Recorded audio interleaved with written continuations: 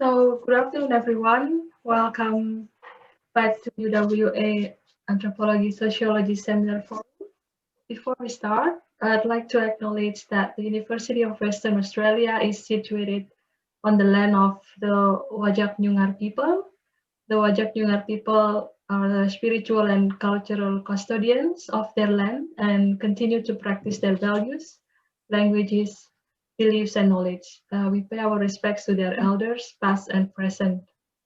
Today, we're going to have Tine Suartina, our Ph.D. candidate in social sciences, and I will hand over the session to Pak Greg to chair today's seminar. Okay, thank you very much, Ibu Utari, and welcome to everybody, both from within UWA and beyond, including in Indonesia. So I'll be giving a brief introduction, and then we'll be facilitating the discussion period at the end after the presentation of between 30 to 40 minutes. So our speaker, Ibu Tine Suartina, is currently a PhD candidate in anthropology and sociology here at UWA. Her undergraduate degree was from Pajajaran University in Bandung in law. And she also has a master's degree from the Graduate School of International Cooperation Studies at Kobe University in Japan. She's worked for over 15 years in the Research Center for Society and Culture at the Indonesian Institute of Sciences, LIPI, focusing on law and society issues. And her previous work has included research on Adat communities, customary communities in Indonesia, comparing cases of the Baduy in Banten with the orang Rimba in Jambi and the Samin in Central Java, and other topics such as the political economy of cultural heritage management in Old Banten. When she returns to her research position at LIPI after thesis submission, she'll be involved in such programs as Legal Pluralism in Indonesia in the global era. But today, in her post-fieldwork pre-submission seminar, she'll be presenting on her PhD thesis work on legal pluralism in Indonesia, focusing on the impact of local government acknowledgement of customary law and the accommodation of such villages to this recognition, using as case studies a number of Kasepuhan villages across Banten and West Java provinces in Indonesia. So, over to you, Ibu Tine. Okay, thank you, Pak Greg, Utari, Dorinda, and Martin for organizing this seminar. I will start to share my screen, okay?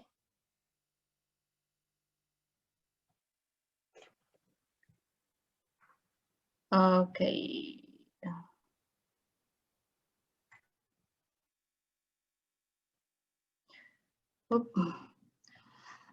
Yeah, thank you very much. In these occasions, I would like to share with you some highlights from my thesis entitled Legal Pluralism in Kasepuhan Adat Communities in West Java and Banten, Indonesia, Local Government Acknowledgement and Adat Village Accommodation. My main reason why I choose this topic actually came from the realities in Indonesian communities, where there are many Adat communities still practice their customary law or Adat law, despite the unification of legal system. However, up until now, there is some inconsistencies of recognition of Adat communities, which resulted marginalization of this community in many aspects of life. This is also emphasized by Benda Beckman, which mentioned that Adat law or customary law often is scapegoated as the cause of development failures. Not only that, there is also kind of pejorative stereotype for these communities, which kind of strengthen the long-term marginalization. Starting from 1998, there has been a national movement for Adat revival. For example, within 2001 up until now, there is a new trend for local government acknowledgement. This is kind of formal acknowledgement for Adat communities set in the district level. From this acknowledgement, it can be proceeded into further mechanisms such as the stipulation of Adat village and Adat forest. Hopefully and ideally, through this mechanism, there will be kind of an improve or a recovery for Adat community and Adat law position. In discussing plural legal system, we cannot limit the discussion into one level only because there are many mechanisms, platforms, and also points in several levels which contain plural legal system arrangement. In the international level, we have United Nations and ILO Convention regarding indigenous people rights. And in the national level, we can see on the constitutions and also in the national laws as an implementation of the constitution. National law usually implemented in the local governments, multi-tiers local governments, and in the local level, this is the most important place because this is the place where the intersection and also contestation among multiple legal systems take place. The history of legal pluralism in Indonesia can be depicted with this pathline. As you can see here, the marginalization and limitation for Adat law actually was started in the Dutch colonial era. But the fully abolishment for Adat law from formal legal system in Indonesia was conducted in the independence era, and it is strengthened in the new order era where Adat law truly marginalized and only accommodated within certain sector. However, in the reform era, as I mentioned before, there are some kind of revival efforts.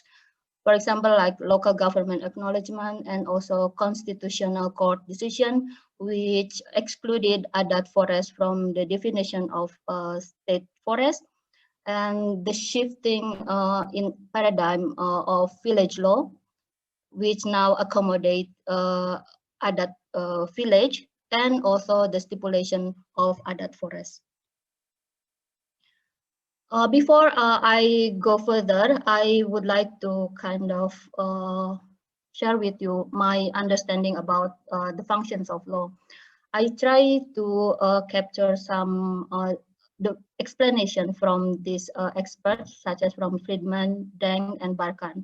But what I want to highlight is an additional function from Deng, which mentioned that law also has function to legitimize government institution and to allocate governmental power. I assume this is also related on the justification of government development program or any effort to secure certain political interest. In a more specific way, for Indonesia case, I'd like to quote what Widnyo Subroto mentioned about the functions of Adat law or traditional law, which he mentioned that it has kind of binding function because of its morality and cultural consideration, and it has more kind of social meaning to the people. However, from among this explanation, what I want to also add is the function of law as the identity element. This is very important for plural societies like Indonesia, where some groups has stayed on law, which is different with other groups' law. In defining legal pluralism, I also try to capture some of definition from Pospisil, Mary, and Benda Beckman. And I try to kind of combine the definition from this expert by defining legal pluralism as the practices or existence of multiple legal systems together within the same field, in the various level, be it state laws and or non-state laws, which finds functioning to bind the communities and peoples legally. As a concept, legal pluralism experienced some developments in the past or conventionally conducted. It's only bipolar approach, which only contrasting between state law and non-state law.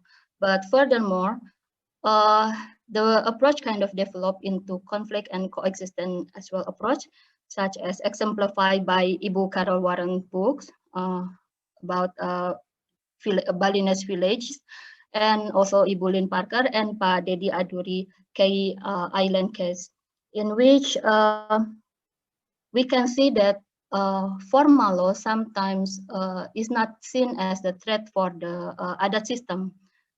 And the scope also kind of expanded in the context of legal pluralism. Scholten and Baffing provide a very clear example on the transboundary and transnational multiple legal practices, such as in the fisheries trade activities across the border of India and Sri Lanka. We also cannot neglect the influence from transnational or international to the legal pluralism practices, such as from environment and human rights factors. I also would like to highlight what Habermas explained about post-national constellation, in which he explained that sometimes national level is not always become the center to drive legal pluralism arrangement, because often international level has more role in the arrangement of legal pluralism in certain area. In the latest development, I also found that there are some practices of hybrid of law and also interlegality system. In the hybrid law, it is not just a mix among multiple legal systems, but sometimes it can form a new legal system arrangement, from which sometimes we still can trace the origin from the old legal system, but sometimes the boundaries of legal system involved already kind of blurred or obscured. Santos and Hukema also introduced the interlegality approach, in which there are some situations that one legal system cannot be autonomous. To be enforced, it has to borrow other legal system mechanism, so it can be function very well or better. My research aims divided into these 3 points. First, I would like to understand how the recognition of Adat communities at both levels, local level and also national level, have contributed to the multi or plural legal order practices. Secondly, I would like to examine how the communities perceive and respond that formal acknowledgement. And lastly, I also would like to understand how both politics of diversity and communities' perception actually affect these communities and their legal structure and practices. Among many aspects of social life, I focus more on these 3 main aspects. First, territoriality, and secondly, disputes. These 2 aspects are very crucial because this is the intersection of multiple legal system take place. And also community strategies is very important to understand how the communities apply strategies or respond to any imposed multiple legal system. I apply a multiple approach in my research, first socio-legal and then legal anthropology and politics of law and control comparison, because I have more than one research location. I apply ethnographic methods in the research field, and my duration for this research is 1 year of field research. So the communities I research actually categorized as Sundanese ethnic traditional communities. Mostly they live spread across western part of Java, Bogor, Sukabumi, and mostly in Lebak. And they live on or around Halimun Salak Mountain. up until now, they still apply customary law or adat law strictly. And the ones that become my research location actually categorized as Kasepuhan communities. Kasepuhan comes from word sepuh or olot, means elders. So the system in this community put one special man and never woman to be the center or to be the leader of this community. All of these Kasepuhan have their own tatali paranti karuhun or ancestor rules that become the basic values for any belief and their law. There is no kind of fixed information regarding the numbers of these communities up until now, but some of them I observed still kind of move their center, so still mobile, but some of them already kind of fixed in terms of settlement. Similarity in these communities is about the nature and having agriculture as their main livelihood. But the differences are covered in the terms of lifestyle, because it also depend on to what extent they are exposed to the modernization or external influences. So this is the scheme I want to explain to you about the research location I have. So I would like to kind of compare some situation in the different Kasepuhan. First, I would like to see communities which still doesn't have local government acknowledgement is located in Sukabumi district. This is for Kasepuhan Cipta Gelar, and the ones who already had local government acknowledgement, which is already kind of stipulated in the Lebak district regulation. And we have two communities. The first one, Kasepuhan Karang, already kind of received adat forest stipulation, and Kasepuhan Guradog, who are processing to convert to adat village. This is my research location map. Seems like close, these three communities, but actually I have to access these communities through different side. I have to access Cipta Gelar from the south side, and I have to access Karang and Guradog from the northern part of this island. The first case is Kasepuhan Cipta Gelar, is considered one of 5 major Kasepuhan communities. Kasepuhan Cipta Gelar has the widest customary areas and the second largest members for this community. Up until now, they still practices adat law very strictly and rigidly. And interestingly, its customary area is divided into 2 different administrative district government. So it consequently it give kind of different treatment to the same customary area. The parts in Lebak already included in the Lebak local government acknowledgement, so formally acknowledged, but the part in the center, the part in Sukabumi, including the center, is not acknowledged up until now.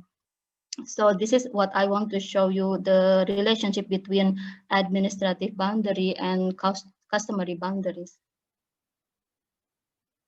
The issue of Kasepuhan Cipta Gelar, which is a long-term issue, is about their location is located in the national park area. So there is a conflict between conservation rules and also the implementation of adat law. This is also related to the different zoning arrangement between these two parties. And between 1980s to 1990s, there were several times of direct confrontations. Now the situation is kind of in a latent condition. Both parties kind of try to respect each other. but this community also showed the resistant efforts. For example, they still kind of prefer to apply agriculture traditional system, and this is also including the celebration for their harvest festival or Sarentaun, which often make thousands of people come to this community. Administratively, this community is part of a village, Sirna Resmi village, along with two other Kasepuhan.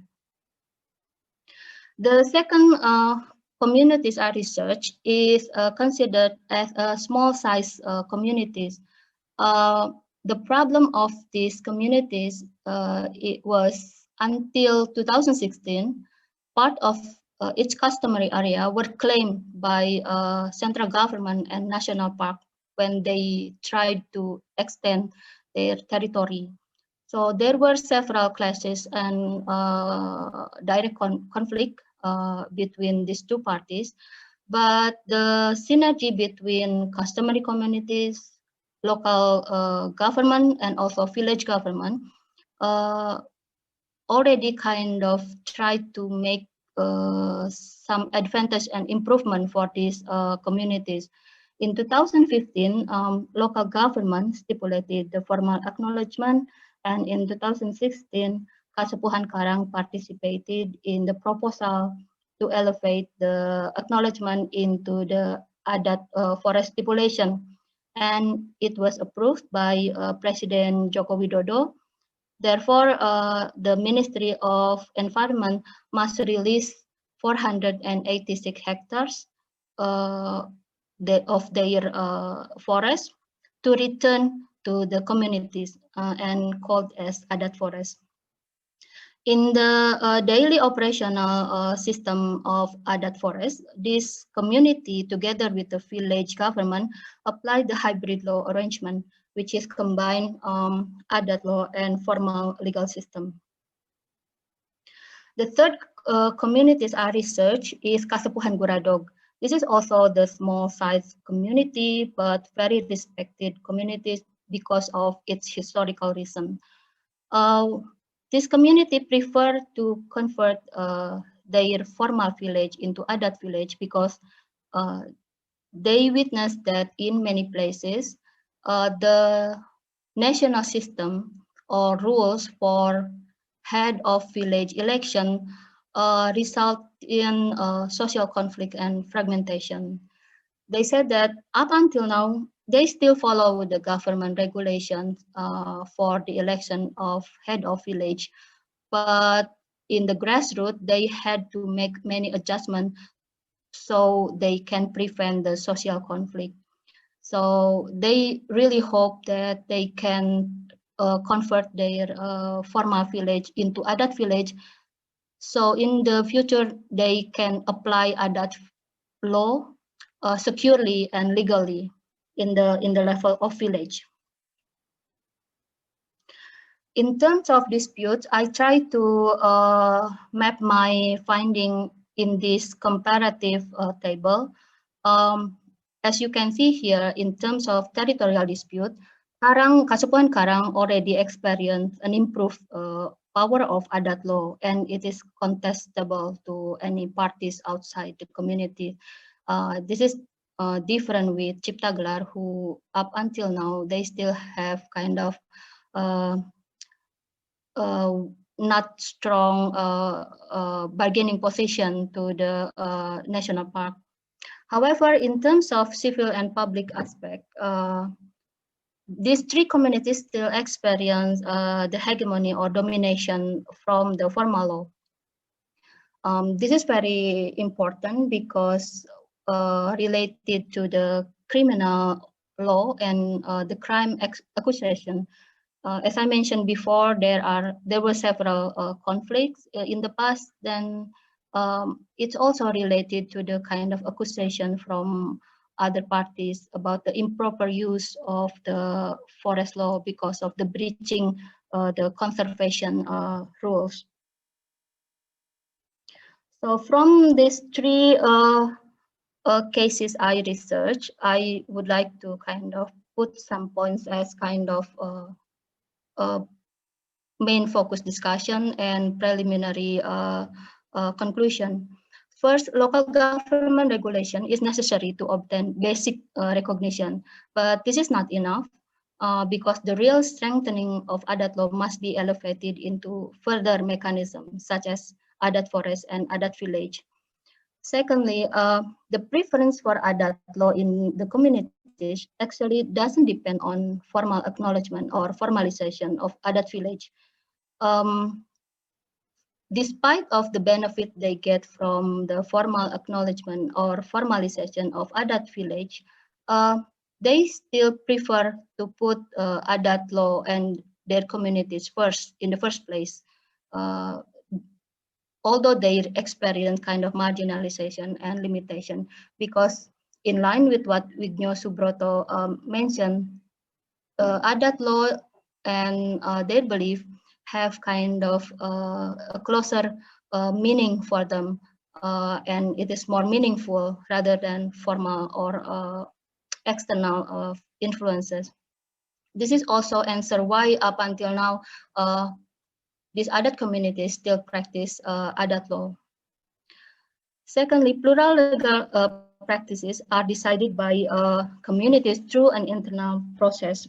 So this multi-legal practice in the community level occurred through an internal community process where there is an interplay among people or individuals, their laws and community structures. So those elements I researched that have equal role in the process to apply community strategies or to decide the choice of law. As we know that as the hierarchical communities, there is a strong role of the community's leader here. Lastly, I also would like to emphasize some points. First, politics of diversity implemented through laws. Nowadays is more works on the territorial and autonomy aspect, so it is more limited. Secondly, formalization and conditional recognition potentially create asymmetrical position between the party, which is the community who needs the recognition, and also the other party, which is government who has the right to give the acknowledgement. What I mean with asymmetrical position here is the burden of proof is heavier on the community side. They have to prove the existence of Adat law, the existence of their communities, after so many marginalization in the past. There is also double-edged effect of bottom-up initiative. It is true that local knows better, but what happened up until now, it is the communities who must solve and who must prepare everything by themselves to prepare the recognition, to propose the recognition. And this is what actually happened in the Sukabumi district. Local politics and pressure factor matter. So if we compare the case of Sukabumi and Lebak district have kind of more conducive factors to support Adat revival movement, such as the massive awareness that this is a political process, therefore any efforts must be directed in the political aspect in order to receive improvement for Adat communities. Secondly, by number, there are more Kasepuhan communities in Lebak district rather than in Sukabumi, and they are also open for cooperation with NGOs. And in the community level, among those communities, they were willingly to kind of put their differences aside in order to achieve the goal to improve Adat communities. And lastly, the strategies to strengthen Adat law decided by the community. So it is up to the community actually and decided in the community actively. But it is true that if they want to elevate the benefit, formalization is matter, because that is what stipulated by the government. I think that's all. Thank you very much.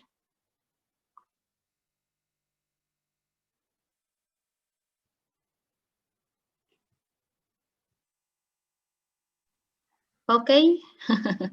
Thank you, Ibu Tina. Got to get my video. There we go. Okay, so we've got a little less than a half hour for questions.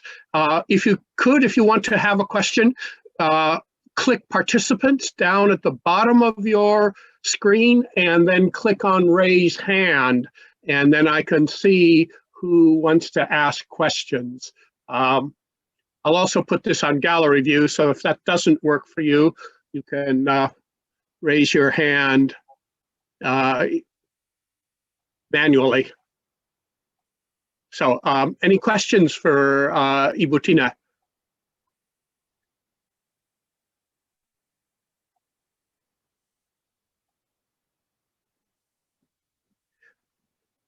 I don't see any blue hands yet. Am I missing anybody? If not, then I will ask the first question. Okay. Ibu Tina, the Village Law of 2014, a lot of communities who would call themselves Adat communities are saying they do not want to go through the process of being recognized by the government as an Adat village, saying, for example, at Lindu, that it's imposing all sorts of new requirements and will change the nature of what Adat is.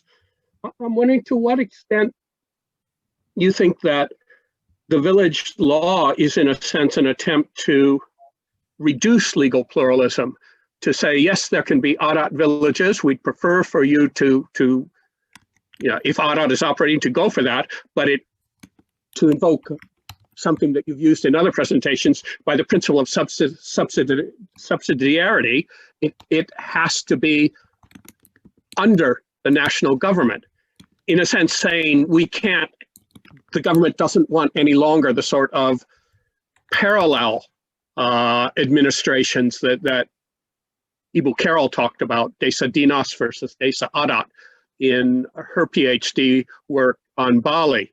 To what extent do you see the village law as promoting legal pluralism or attempting to appropriate it and make it, even when Adat is recognized, a more unified system? Okay, thank you, Patrick. Yeah, this is very kind of delicate and complex situation. On one hand, this is kind of a good channel to accommodate differences in terms of Adat practice in the village level, particularly in the territoriality matters, because the basic purpose to include Adat village into village law actually comes from to secure Adat land, because up until now it cannot be included in the Adat communities law. So what I see from village law, actually, on one hand, they try to recognize the differences. Adat village is given the autonomy and authority to govern their territory using their own law. So it's like if the implementation will be, for example, like Baduy, so they can have the right to reject or to kind of oppose any development program which is not different with their belief. Internally, they can implement the resources support from the government according to their community suitability. However, this is kind of gives important implication. Some of opposing parties who disagree with this law actually perceive that this is kind of a big burden for Adat village, because Adat village will have kind of double burden comparing to the formal village. Adat village will have to fulfill the administrative or the formal law requirements. On the other hand, Adat village also must conduct their operational according to the Adat rules. So this is kind of give a double burden, and many villages, many Adat communities are not interested with this offer because it's very complex. First, there is differences about what we call village unit with the customary units, such as what happened in Riau. To form Adat village, they have to merge 8 kampungs. So it's kind of different with the unit in the formal village. So the process is very kind of hard in the communities level, despite the interesting offer to accommodate differences. This is kind of only one difficulties. There are still many difficulties faced by Adat communities. And lastly, probably for Bali case, there is kind of resistant effort by the province, Bali province, which finally stipulated their province local regulation, which doesn't refer to the village law. This is kind of strong opposition from the Bali province to the village law in terms of Adat village. Yeah, okay. Hopefully sufficient. Okay, Loretta, you're the first one. Oh, okay. Thank you. Thank you very much, Tina. I really enjoyed that. I'm speaking from a position of relative ignorance about this work, but I was curious to know if the different systems of law impact differently on individuals. Like I was thinking in particular women. Mm-hmm. You know, it reminds me of when the EU, and I'm sure this is a very poor comparison, but when the EU, the European Union was established, each country had to comply with certain regulations, particularly around things like domestic violence and, you know, really kind of issues that many communes or provincial councils had never really needed to deal with before. So I'm just curious about the distinction between these systems for individuals and groups like women. Is that a relevant question? I try to answer that, Loretta. I try to answer that to extent of my understanding. I'm using an example for the first community, Kasepuhan Cipta Gelar. Previously, they kind of apply marriage law within only the community and religious legal system only. But now they have to kind of adopt the formal legal system as well, such as for registration. And this is also related to the citizen registration and many administrative matters. So in the past, usually there is no kind of registration for divorce, for example. So they kind of apply notification to the leader of the community and to the religious official for marriage, but not for divorce. So sometimes the the positions for the kind of wife or children are not kind of supported formally. There is no divorce letter, but when they want to marry again, usually in the urban place we need kind of a divorce letter, but there they cannot kind of fulfill that. So this kind of finally solved by the kind of bilateral or informal solution. Secondly, regarding this woman, I think nowadays women can receive kind of more support from the registration, because some of empowerment using the registration system, written law, formal law. So they have to kind of register. So this is many kind of systemic or integrative system between marriage registration and also citizenship registration. So this is kind of the relationship between marriage law and also administrative matter. To some extent, the position of women got kind of better or improved.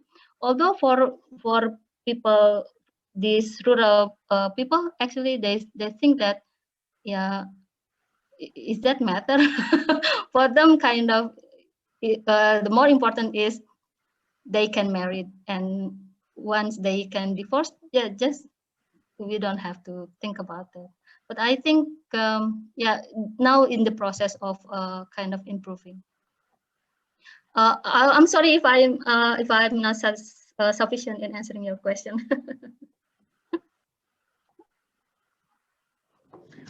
Okay, Baduy, you are next. Thank you, Tine, for your very precise and very clear presentation. Yeah, I enjoyed the presentation, and I realized that the Indonesian government is progressive in terms of acknowledging the Adat, or like this customary law and practices. Because you mentioned several times, like in your 3 communities, 1 or 2 communities, local government has already acknowledged. So acknowledge means like, is that already inserted in the local law, or just, yeah, the community have this type of practices, so we acknowledge them. So that's what I'm not a little bit clear. And the second thing, I also it would be like beneficial to me, because I'm also working in the similar indigenous people in my country. So we are not able to enough push to the government to address our problem. So what could be the this positive or leading successful factor that community can put their demand in the law or policies? Yeah, if you could little bit clarify, or then it could be useful to us also. Thank you. Okay, thank you, Budi. So regarding Adat law practice and recognition, formal recognition, I have to kind of talk back into the constitution. So in Indonesia, the constitution actually acknowledge the pluralities of people. That's the basic ideas. However, in the implementation, the regulation below and the policy realization, there's no such kind of real recognition. That's why there are marginalized because of development purpose, for example, and because of Indonesia want to unify the legal system. So on the other hand, there is a kind of Adat law practice in this community, despite of formal acknowledgement or recognition, they still consistently practice this. And the members of these communities are quite many. So this is why there are multiple legal system approach.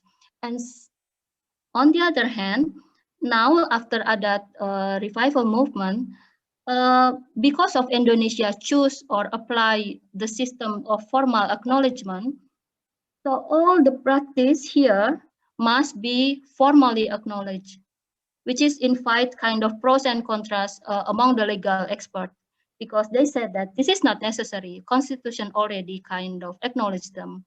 But yeah, as we know that the influence of formalization from international factors plays really important here, because through formalization, they can move or elevate other benefits from it, such as securing Adat law in village law and Adat forest.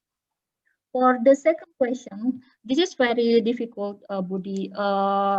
Indonesia can experience this change only after the Adat revival movement. So Adat revival movement actually was started before 1998, but found its moment in 1998 when the reform era started. So there was kind of a massive political change. So at that time, there is a possibility for Adat to recover because the paradigm also kind of shift, not only seen class-based group, but now based on identity and gender. If you ask me how or what we can do to kind of improve the Adat revival, yeah, it is political work. So politicians and also stakeholders and civil society's elements must kind of work very hard to improve this.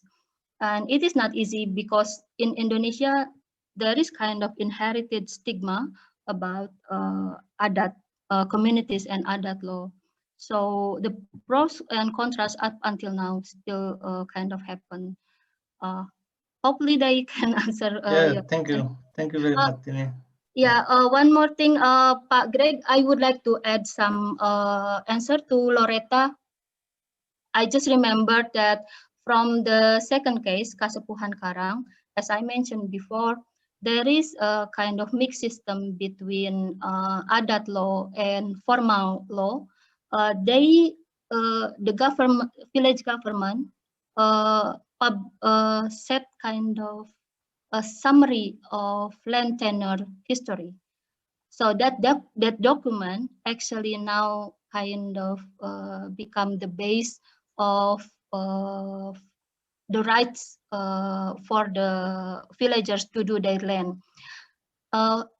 Women are now kind of set a cooperation in which they started to set kind of credit and financially credit, and they imitate the banking system by using that land summary as the kind of guarantee to borrow some money. So they try to kind of imitate the banking system. But this is kind of limited in women. So women who kind of empowered. Secondly, there are some kind of activities supported by village government using the program from the province to specifically improve the women, particularly in the improve for the skill and understanding for their land and their use for their land. Thank you. Thank you. Ibu Utari, I think you were raising your hand manually before?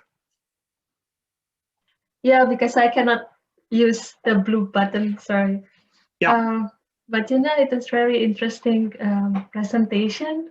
Would you like to explain more about the role of NGO? I mean, you mentioned that not all of the Kasepuhan that you studied has already got the recognition, and then whether there are some kind of big influence of the NGO or their assistance in order for the village to get the recognition. And then the next question is, are these people, I mean, do they have the right to social assistance if they are not recognized legally or formally within the administrative law? Thank you. Okay. The role of NGOs is very clear in Lebak district. So in Lebak district, there are multiple NGOs support the community and also local government in preparing the requirements for formal acknowledgement. As we know that not all the communities have kind of sufficient information and knowledge how to prepare the requirements to propose the formal acknowledgement. And these NGOs kind of support these communities how to prepare the documents, how to kind of put the history of these communities in the written document, how to map the structure of the communities, how to map their customary area, something like that. So there's some kind of sharing or kind of trade in terms of skill from the NGOs, but the villagers, the communities also can learn from the NGOs. Oh, this is the political process. So they got that awareness. The NGOs also bridge the contact between the communities and the local government. So they support the communities to kind of convey their aspirations and pressure to the local government. That's what happened in Lebak. But in Sukabumi, there is kind of different situation. Some NGOs also support, but not as solid as or as good as in Lebak, because there are some challenges in Sukabumi. Although it is fewer, less communities in Sukabumi, but the problems, the internal problems, is more kind of complex comparing in Lebak. That's why I mentioned that in Lebak, one good reason to support Adat revival is their humble willingness to put their differences aside in order to improve their position. About the rise of social assistance, this is what actually I feel so concerned as well. So in the process of proposing local government acknowledgement, when some communities have difficulties, most of them kind of are led to solve by themselves. As we know that not all the communities have kind of a wider network with outsider or NGOs.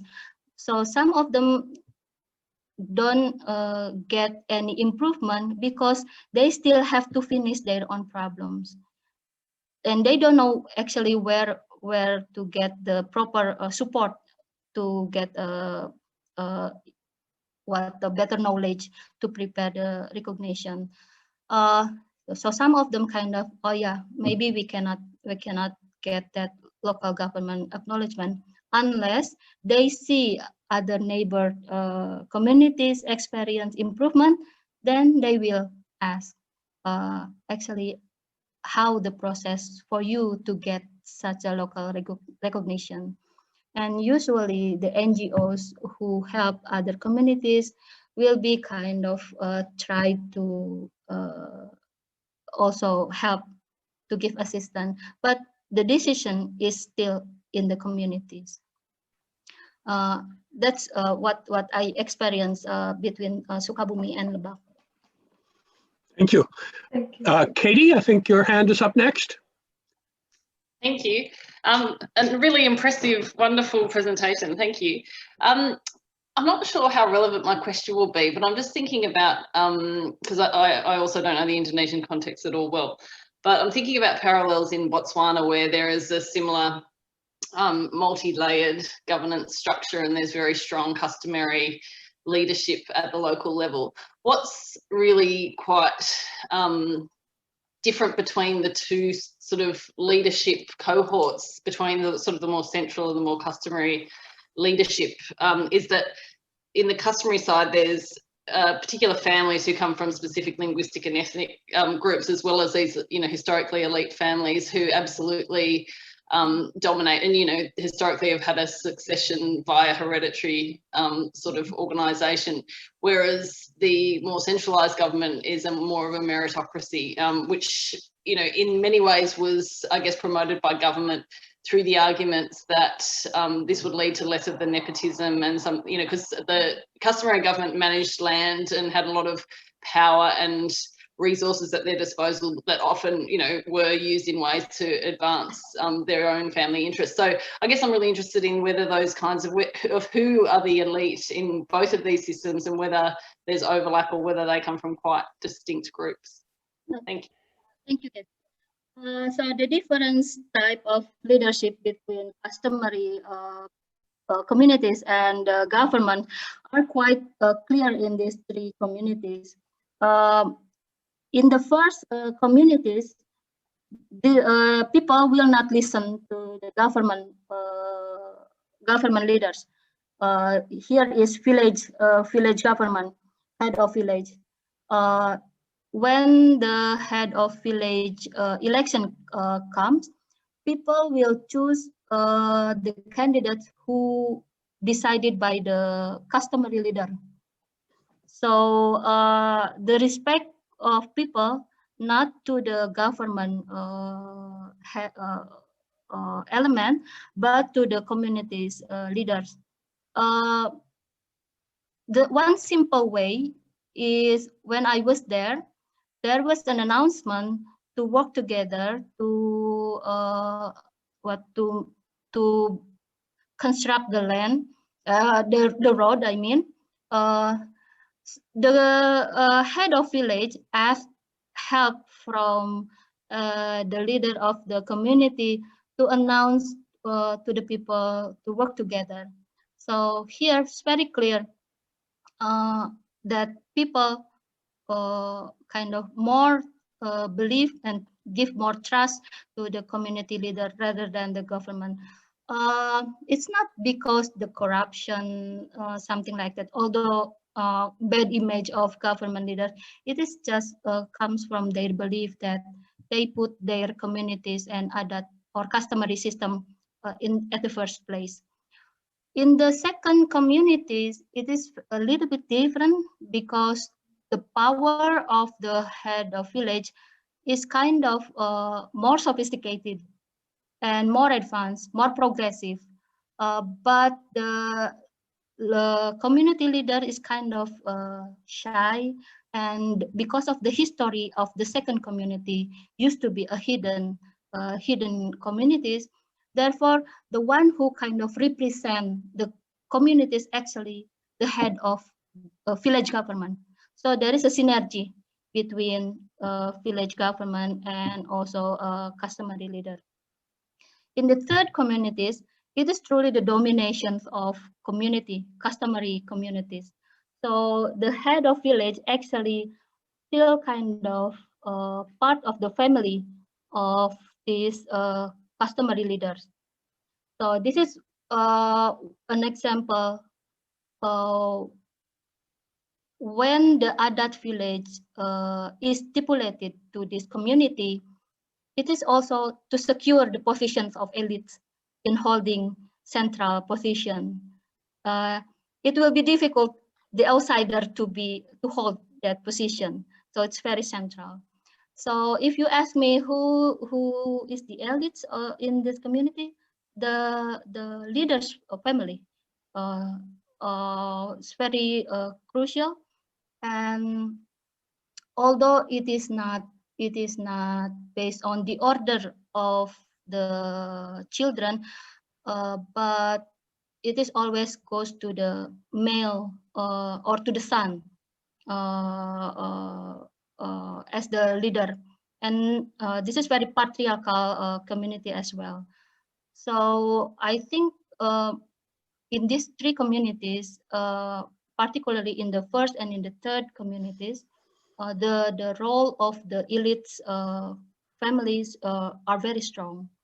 But in the second communities, in fact, the head of village try to strengthening the positions of the elites of the community. So he don't have to be shy anymore. But I'm lucky I can interview him, although he's still kind of shy to meet me. Hopefully that's sufficient. Okay, thank you very much. We're just past 3:30 and I don't see any more blue hands in the right side of my computer. So let's bring this to a close. Give Greg, a final Carol virtual. just put her hand up. Who? Carol just put her hand up. Oh, I just tag on to the last question. I wondered if you could comment on the extent to which that elite capture translates into real material appropriation of resources, land or forest rights. Just a short question. I don't want to force you to carry on too long. Actually, Bu Carol, I read your article regarding elite capture. And I also read Das Gupta based on your reference. So what happened in the first and in the third communities, there is a potency for elite capture. There is a potency, but it is not that kind of much because they still kind of put the welfare of the communities better. But in the second communities, it is elite control, not elite capture. So I think I learned much from your article, how to understand elite capture and elite control. Thank you, Bu Carol. Okay, thank you again. Don't see any manual hands either. So we'll bring this to a close with another round of virtual applause for Ibu Tina, and I'll hand it over to Ibu Utari to close the session. Okay, so Thank you very much. thank you, Pak Greg. Thank you, Mbak Tina.